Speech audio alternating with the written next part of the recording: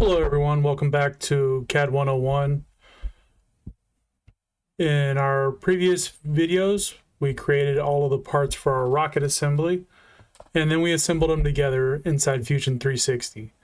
At this point, we have a complete digital model, but engineers still need a way to communicate their design so they can actually be manufactured or built.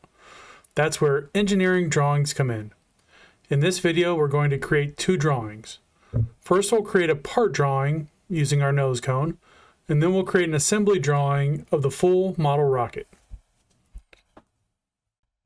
All right, we're going to start off in Fusion, and so I've already gone ahead, I've opened up my data panel, and I've navigated to where my files are stored. So you can see I've got my 4 parts, my fully assembled rocket, and we're going to start by doing the drawing of the nose cone. So I'm going to go ahead and open up that file.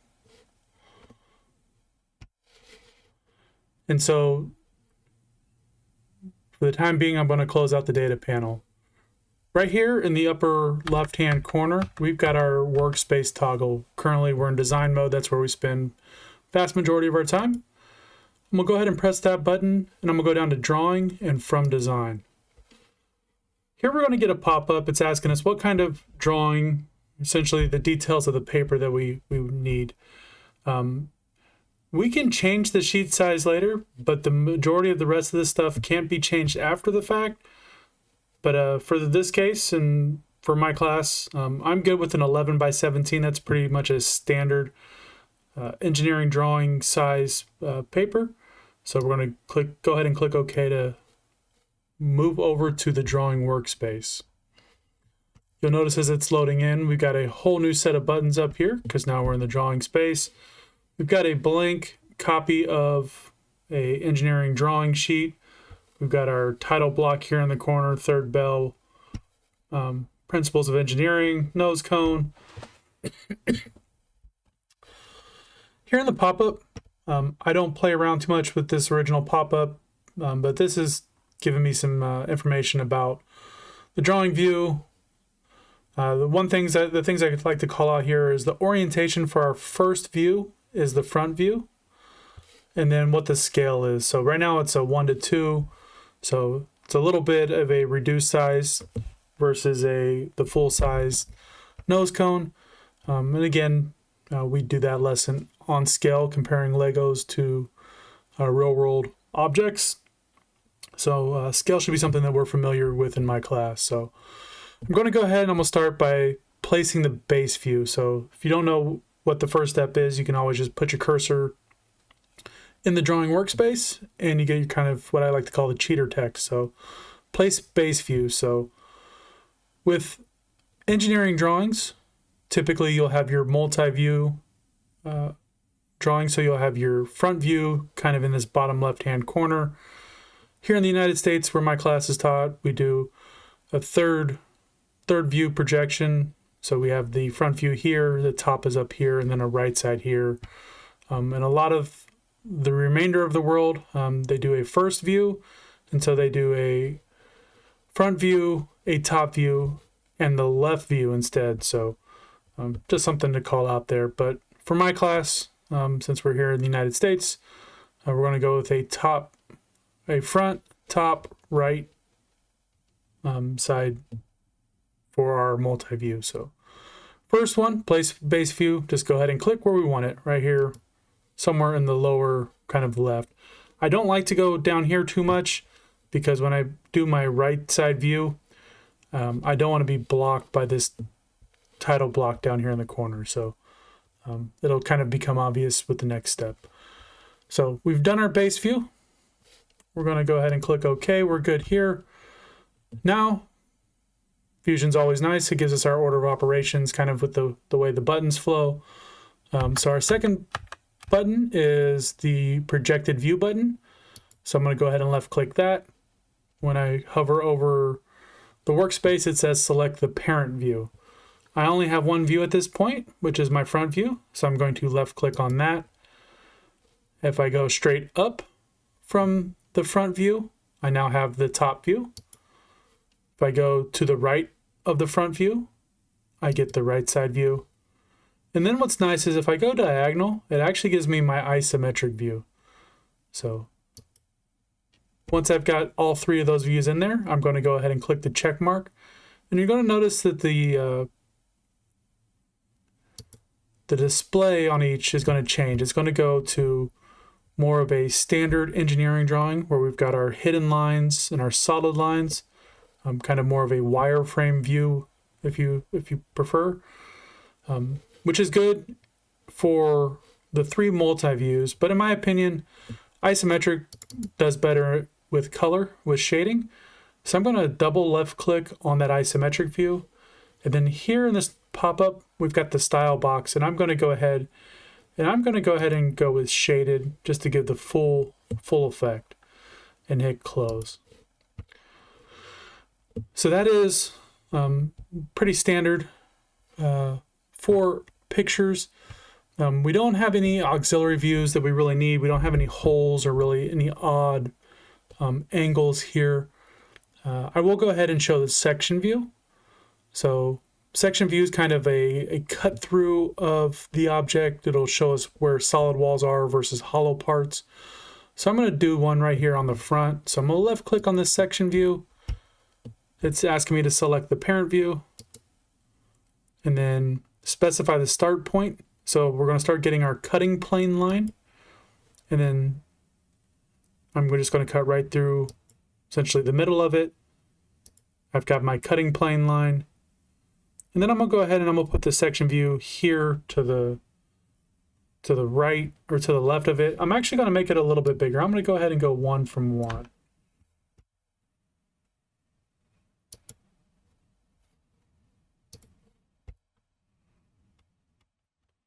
And what I want to call out here, you'll notice that we have these little areas where we've got diagonal lines. That is the section view, and it's showing us that in that spot, it is a solid piece. So anytime you ever see these dotted line, or not dotted lines, but diagonal lines, you are looking at a section view versus this front view, which is got the solid lines and the hidden lines or dashed lines showing us there's hidden parts. So that's the kind of the difference there. You also see that it calls it a section AA, which refers to the letters by the cutting plane line. It also gives us the scale for this. So this is 1:1, whereas the rest of our scale is actually 1:2. So last thing that we would do here is adding in dimensions.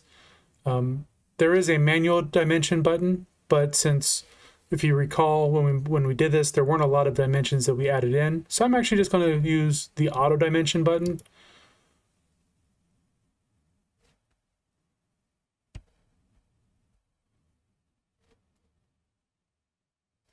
And here we've got a handful of different types of auto dimensions. We've got, systemic with baseline, overall, symmetric dimensions, ordinates, baselines, and chain dimensions. So a lot of good different stuff depending on how you want to draw the dimensions of the object.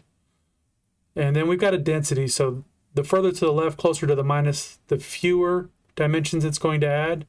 Whereas if I slide it all the way to the right, it'll go from 1 of 11 all the way up to 11 of 11. Then it gets really, really busy. So probably going to go somewhere kind of in the middle.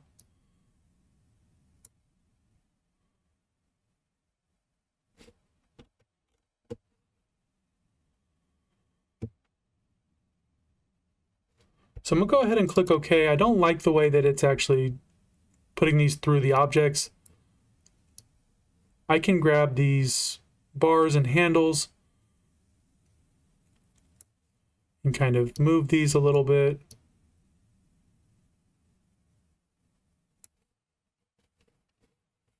If I think there are too many, I can manually delete a few. So I don't think we need this radius 3 different times.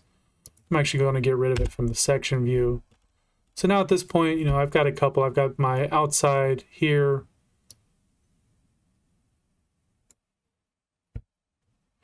If I wanted to add a couple of extra ones, I could click here on the dimension button.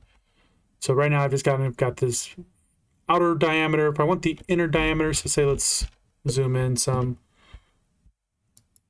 from this corner to this corner, 0.69, and the inside diameter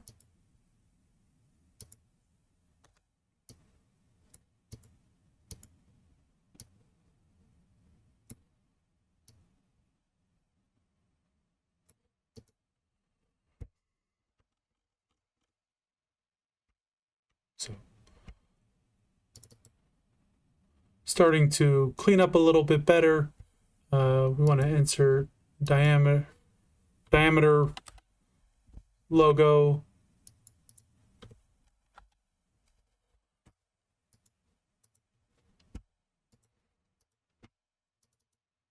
Make these a little bit more standard between the three.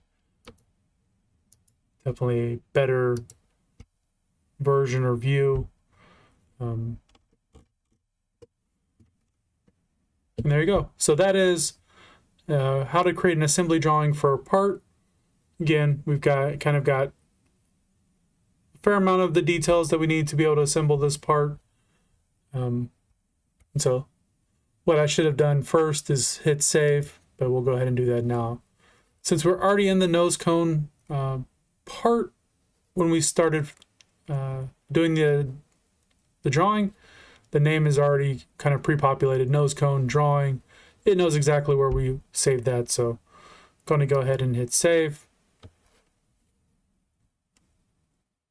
And then I'm going to close that out. I'm also going to close out the nose cone file. I don't need to do anything there. Last but not least, we'll do one for the full assembly. So again, double click on the part to open it, switch from design to drawing mode, and from design.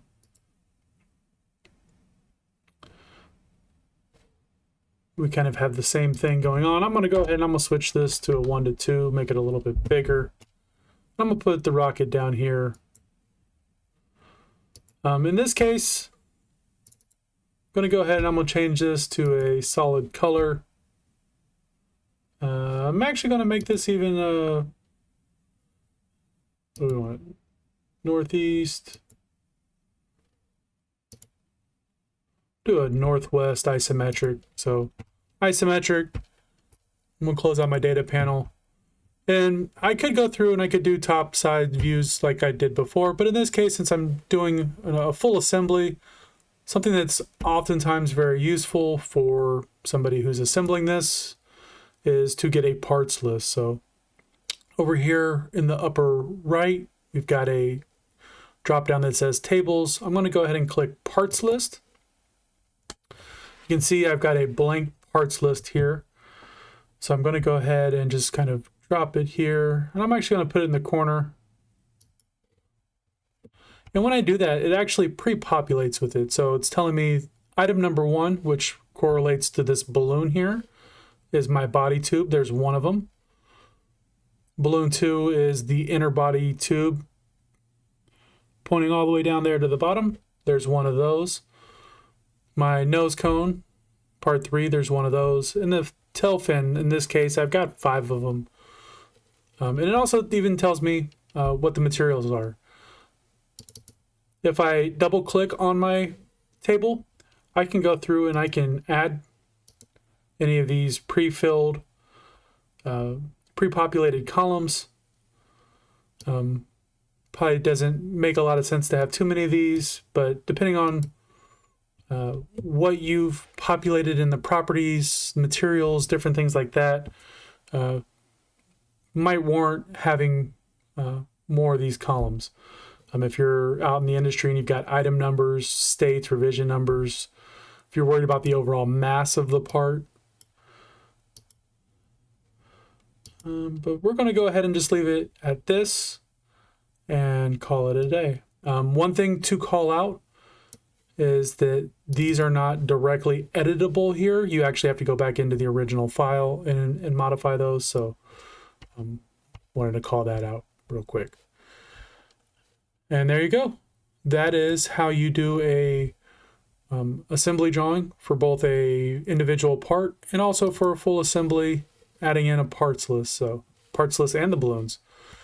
A couple of other things, we don't really get into it in my class, but if you are a little bit more advanced and you're doing GD&T, so geometric dimensioning and tolerances, you've got your symbols up here that you can go ahead and add in.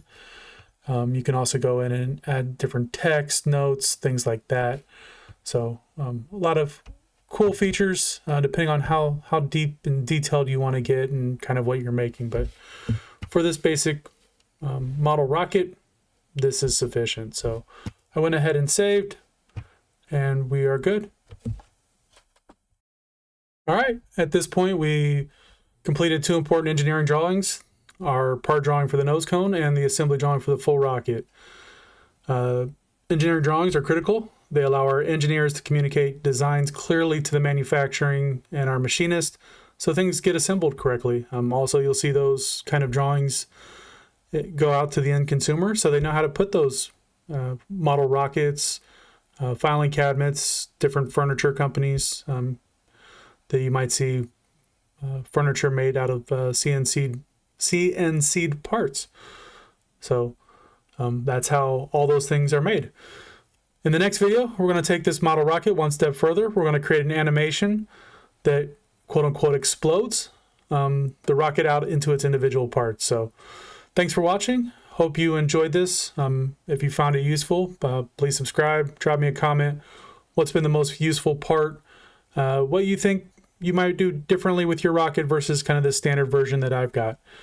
And continue watching the series. Next video is going to be that animation, and then later on we'll actually show you some of the rockets that my students have designed and our actual launch day once we build our full-on rocket. So thanks for tuning in.